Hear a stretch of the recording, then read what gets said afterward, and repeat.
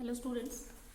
Today let's see some of the numerical problem based on the topic semiconductor devices. So as there all the conceptual problems, theoretical problems that we have discussed. So let's see some of the conceptual problem on every topic that we have studied in the case of semiconductor devices. So first question that I've just taken, that is from PN junction diode and its properties. So like we know that at junction it has the properties of potential drop, it has the properties of even electric field. So obviously whenever positive negative ions that are accumulated at two plates, then due to their accumulation a potential difference will be generated at that junction. So due to that potential difference, obviously our junction potential or barrier potential we will get in the PN junction diode. And as charge carriers or ions that are depleted at some distance, so due to that electric field is contained in that junction also. So we can calculate electric field. Even we can calculate resistance, as that ions or junction has the property to resist the motion of charge carriers. Then in that case they have resistance property. Also at two plates are separated by some distance, and positive negative charges are accumulated on that plates, then these types of plate is used to store. So that junction behaves like the capacitors also, as this can store the charges in that region. So basically these are the basic properties, means all the components of the circuit that it has. Then definitely there will be number of numerical problem to calculate these quantities, like if we have to calculate junction potential, or if junction potential is given we have to calculate electric field, capacitance, resistance, and number of things. So let's see the question that is based on that junction potential problem. So here it is given a potential barrier of 0.6 volt exists across a PN junction. So first thing it is given in question, we have the value of junction potential. So suppose junction potential is denoted by some Vz, its value is equal to 0.6 volt. Then first there are two questions in this. First we have to calculate if the depletion region is 6 into 10 power minus 7 meter thick, then what is the intensity of the electric field in this region. So it is given that the depletion region width, suppose D is the depletion region width, then in first case it is given that its value is 6 into 10 power minus 7 meter. Then we have to calculate what intensity of electric field. So as the potential drop it is given, distance it is given, then definitely by using the formula for electric field intensity E is equal to V by D, we can easily calculate what will be the value of electric field intensity at the junction there. So if we will put values 0.6 here, and this is 6 into 10 to the power minus 7. So this will be equal to 10 to the power 6 volt per meter. So this is the answer here for the electric field.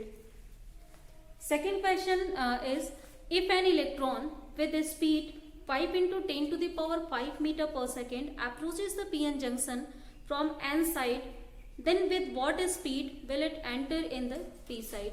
So simple, it is given any electron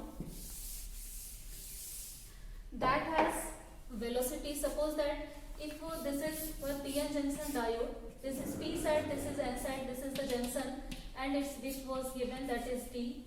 So here any electron that is started to move from this side to P side, and it has the velocity, suppose that is V1. So V1 is given, it is 5 into 10 to the power 5 meter per second. Then we have to calculate what will be the velocity of that electron when it will enter in P side to recombine with the holes here. So suppose V2 is the velocity of that electron when it will enter in P side. So we have to calculate this V2. So don't think that V1 and V2 both the things. So as don't think student that electron will have the same velocity in P side and in N side, both of the sides, when electron will starts to move from this n side, then it will carry the kinetic energy with it, obviously. So that kinetic energy has to overcome this potential barrier also. As you know that there is the potential barrier of voltage 0.6 volt, then due to that 0.6 volt, some of the energy will be lost there to overcome that potential. So obviously if some of the energy of this moving electron is lost, then its velocity will be changed whenever it will enter in p side. So always just try to think about every aspects here. So when we will write down, suppose here the kinetic energy that we have to calculate, so that will be equal to half m v1 square. Then with this kinetic energy, if it started to move, then some of the kinetic energy is lost here due to the potential V. So the loss in kinetic energy, that will be equal to E into V. And the rest of the energy, kinetic energy, will be the energy of electron through which it will enter in p side. So that will be equal to half m v2 square. Now we can put the values here. So here half, this value will be 9.1 into 10 power minus 31. This is v1 is given 5 into 10 to the power 5 whole square. So this is equal to 1.6 into 10 to the power minus 19. V is 0.6 and plus half into 9.1 into 10 power minus 31 and V2 square. So by the calculation we can now calculate what will be the value of V2 here. So the value of V2 is equal to 195 into 10 to the power 5 meter per second. So if we will just calculate approximated value, then that will be equal to 2 into 10 to the power 5 meter per second. That is its answer here. So I think the question is now clear. How can we solve it? How can we understand the concepts? So basically, to solve every numerical, you have to understand the concepts behind it also. Now the second question that we have, a circuit is given. First let's draw that circuit.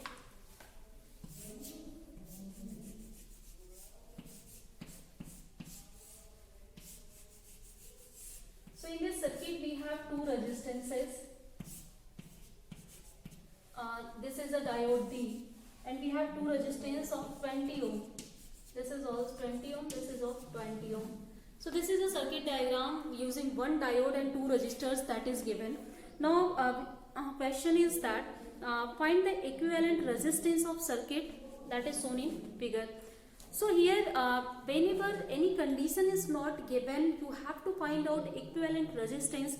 Then you know that in any circuit, if we have connected diode, then there can be some of the resistance in diode also. So whenever question is in the question it is not mentioned, then usually in numericals we are taking idle type diodes. So it means that this diode will offer zero resistance in forward bias and infinite resistance in reverse bias. So there can be two conditions, means when the diode is in forward bias, when the diode is in reverse bias. So as there is no condition that is given, then we will solve it in both of the conditions here.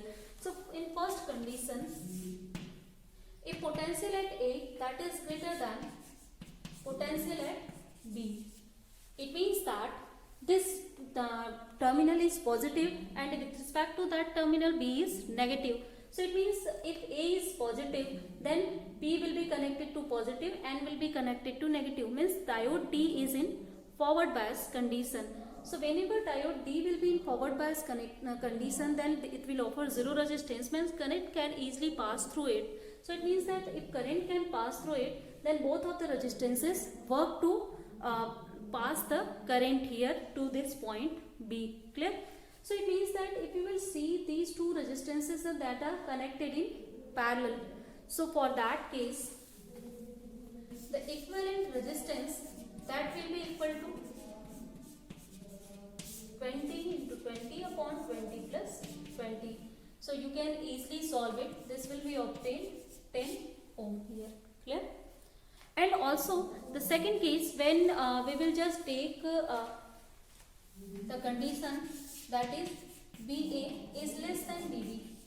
means when B terminal is positive with respect to A terminal. So now in this condition, if A is negative means P is connected to negative, N is connected to positive, then diode D will be in reverse bias condition. So if diode D is in reverse bias condition, then definitely it will provide infinite resistance, means no of the current will flow in this upper part due to this infinite resistance present in the series with this resistance 20 ohm.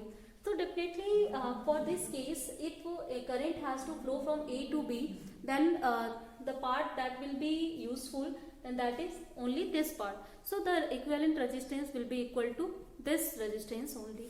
So in this case, the R equivalent, that will be equal to this R2, this is 20 ohm. So this is our answer. So in this way you have to understand every possible aspects whenever you are just solving circuit with help of diode here. So next question that we have, first of all for this question again let's draw the circuit diagram. After that I will just read the question here. So circuit diagram that is given.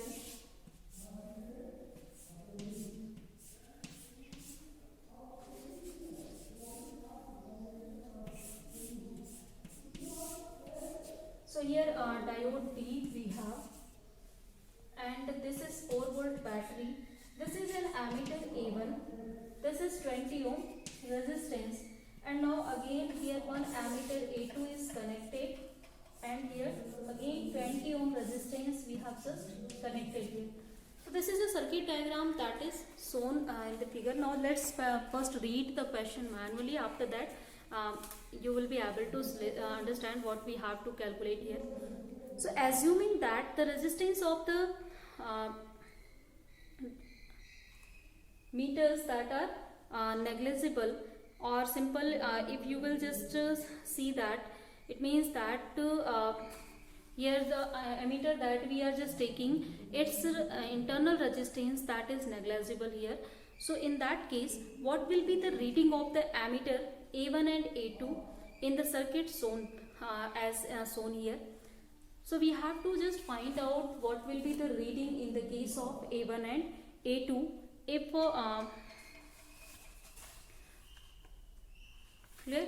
So sorry, in this case, as if you will see, the positive terminal of the battery is connected to N side of this diode, and this P side of the diode is connected to negative terminal. So obviously diode D will be in reverse bias condition. So whenever diode is in reverse bias condition, I told you here we will take always the ideal case diode, means in forward bias it will offer zero resistance, in reverse bias it will offer infinite resistance.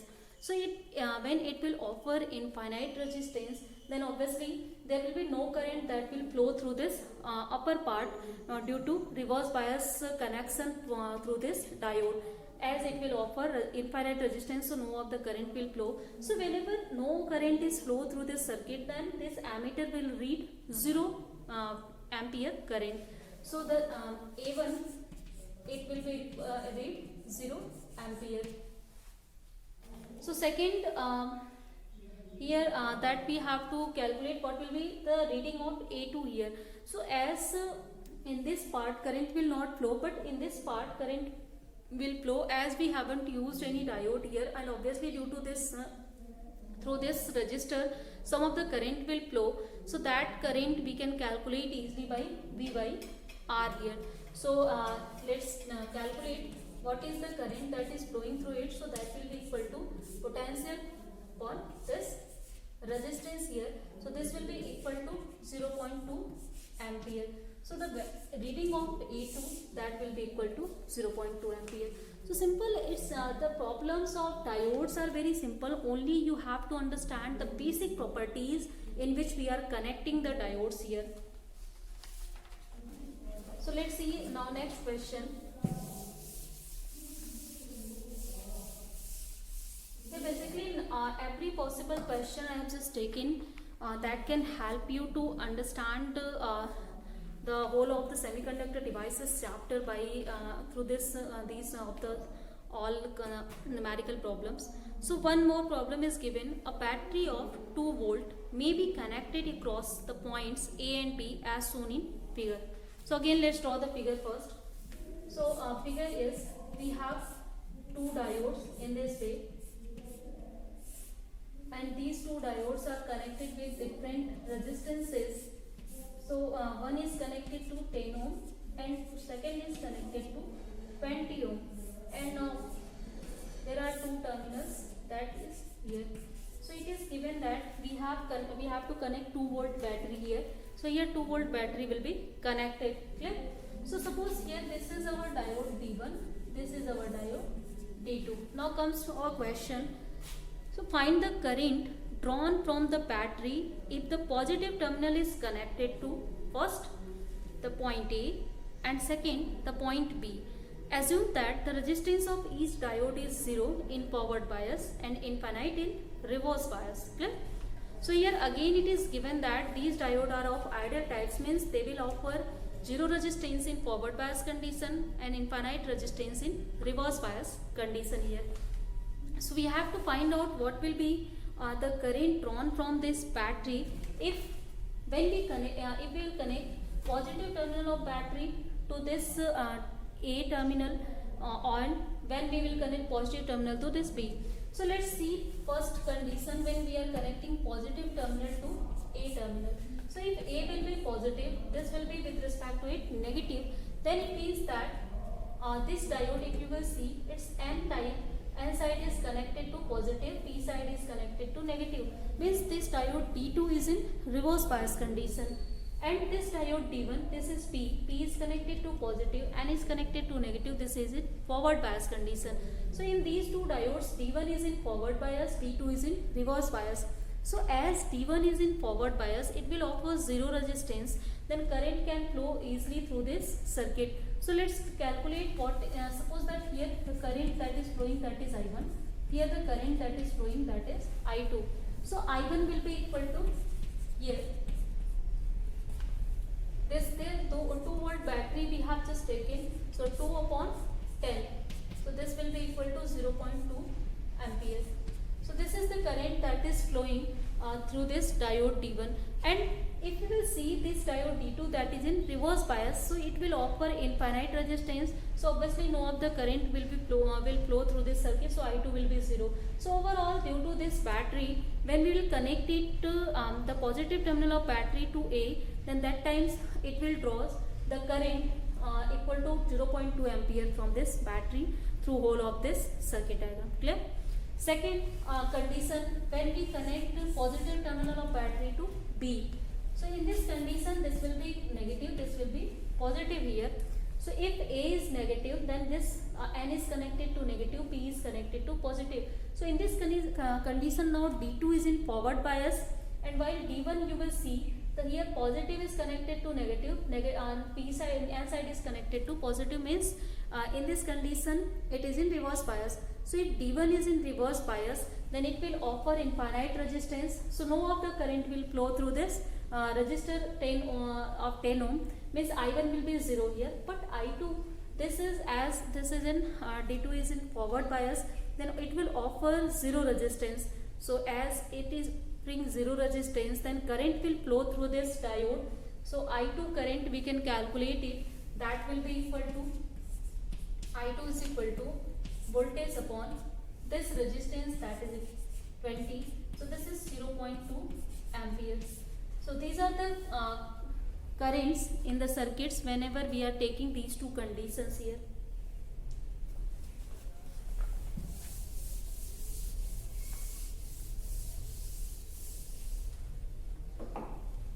Next numerical problem that we have, a 10 volt PN junction diode along with a series resistance is connected across a 40 volt supply.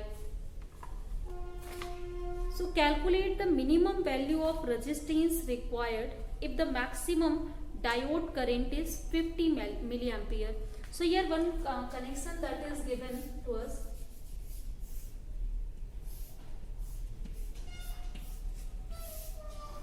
So here one diode T we have just taken, and any resistor RZ we have just connected in series with this diode, and a load we have just taken in parallel with this diode. So this is Rn,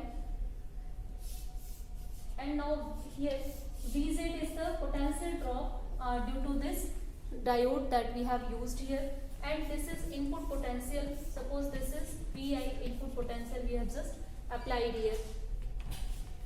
And now if I current is flowing through this circuit, so this, in the diode this is I1 current is flowing, in this load this is I2 current is flowing.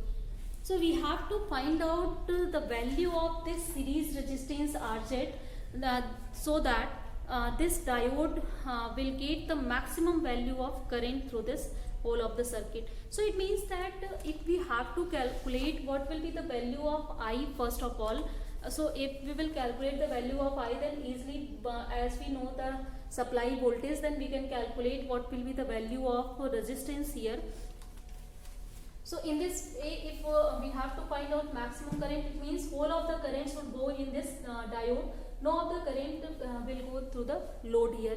So I2 should be 0, I1 should be maximum, and maximum value of I1 is given, that is 50 milliampere in our question. So this maximum current I will be equal to I1 plus I2, and this will be equal to 50 milliampere and I2 will be equal to 0. So value of I is equal to 50 milliampere.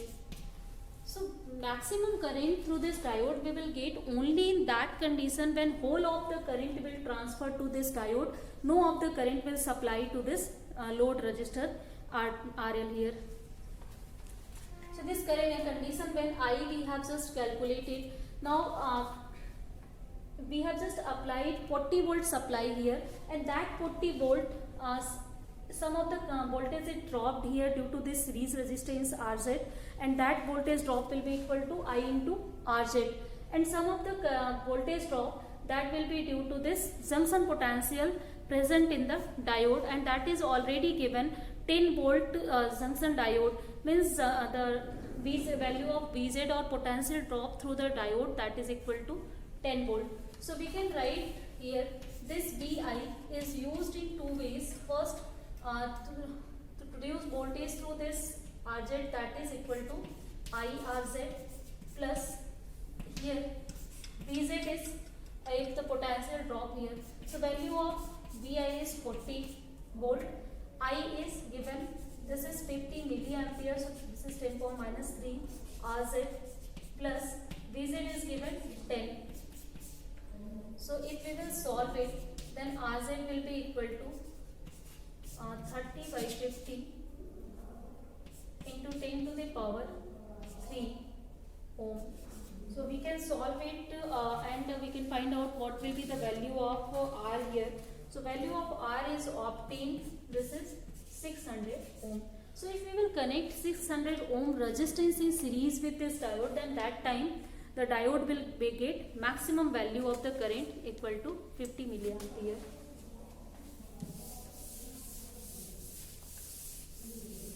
So only I am just using the properties of circuit that you have just studied in the case of Kirchhoff's law already. So we can use that properties here to solve the diode problems also.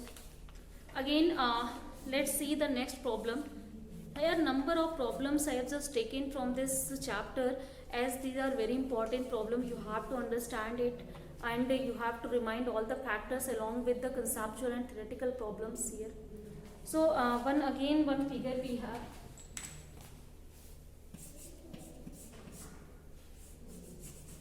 In this figure we have one diode. This is a battery of 4.5 volt. This is resistance of 100 ohm, and this is the PN junction diode is given to us. So question is now, figure shows a diode connected to an external resistance and a battery, assuming that the barrier developed in the diode is 0.5 volt. So obtain the value of current in the circuit in milliampere. So again we have to do the same thing as we have done before. So as this is the supply 4.5 volt, this supply will be used to drop some of the potential here, and rest of the supply will transfer to this resistor here. So this 4.5 volt will be used here.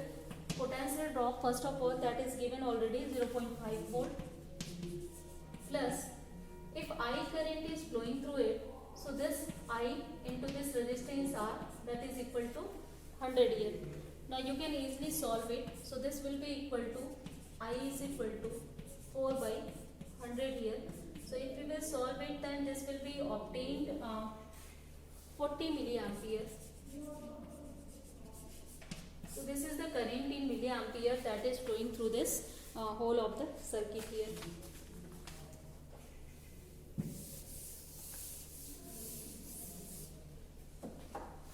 I think all the problems that we are just discussing here, that is now clear. There is no problem. So one more problem that I've just taken from the half wave rectifier. So as it can be asked in 1 or 2 marks, so you have to know it also. Question is that the applied input AC to a half wave rectifier is 100 watt. So here input power or input AC power, you can also say that. So this is given. So this is input AC power. It is equal to 100 watt. Again, it is given the DC output is 40 watt. So if output DC power we have to see. So this is equal to 40 watt we have. So now first question is here, what is the rectification efficiency? Second question, what is power efficiency? So first of all, efficiency, you know that it denotes the power to use any device, means how useful the device for us here.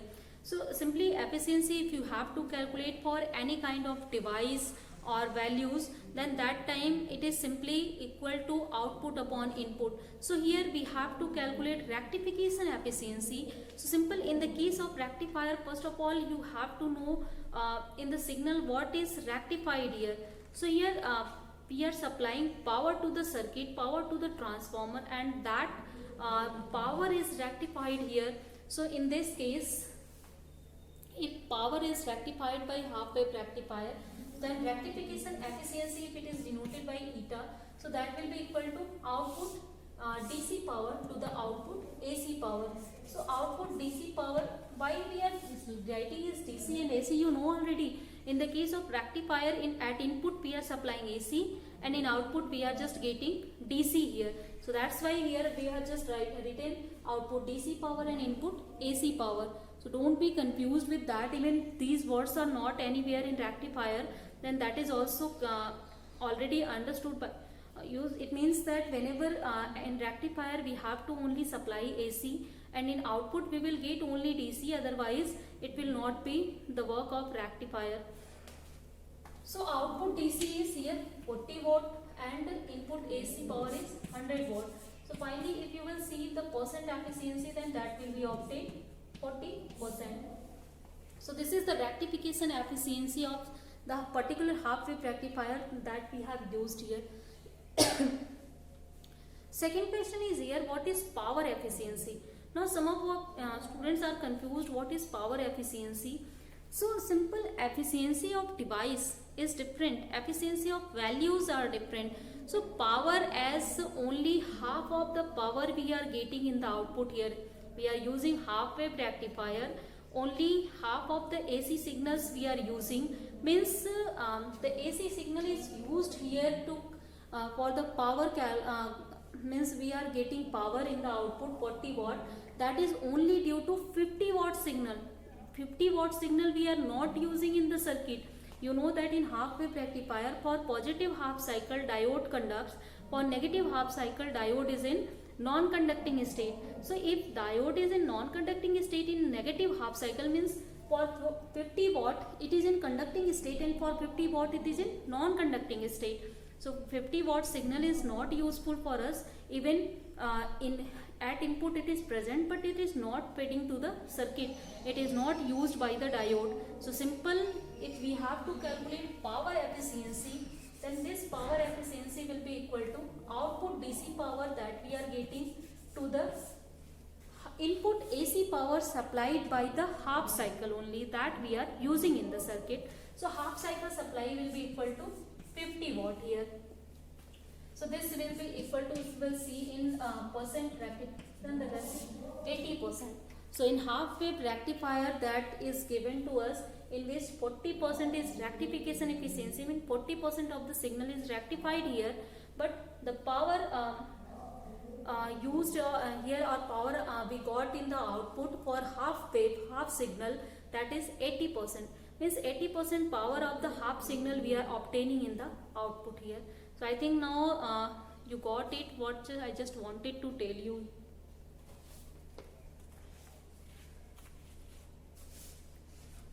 So students, number of the numerical problem I have just taken here through the circuit diagram, through the diode problem, number of problems we have just taken, and even number of problems we have also to solve from this chapter.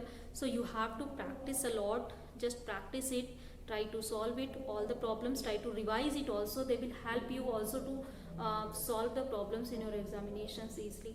So I think all the things that we have discussed now, that is clear. So just end the class here today. Rest of the things let's discuss in next class. Thank you, students.